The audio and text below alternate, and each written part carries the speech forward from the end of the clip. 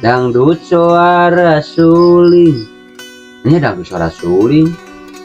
Suling suara dangdut. Kan bener kumanya ini teh asap pohon itu. Oh, dangdut suara dangdut. Suling suara suling. Aduh, hebat nih huhuitan batun. Tapi dina rupana mah juga nu bingung gitu. Liut sirah. Jadi lihat juga nu pikiran naon ya teh naon sih naon lihatna. Budak balik ke sekolah diberi tugas ku guruna kayak aya wae eta guru.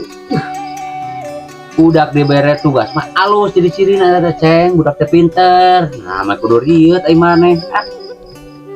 Heeh, da jadi lieur ka Aceh ge.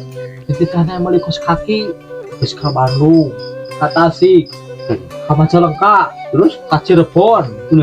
Teu meunang beh, eueuh kos kaki teh. Heula ceng asa teu ngarti eta neangan ku budak. Ku guru nanti taneangan kos kaki. Aku kudu neangan pas kene ka Cirebon, Cilacap disebutan ka Bandung bika loba atuh jauh-jauh si Aceh kos kaki kitu. Emang kos kaki naon atuh lebih ka eueuh kitu? Cek guruna teh kieu ka budak teh. Cenah kasih bapak pameulikeun kos kaki kudu aya keur suku gunung.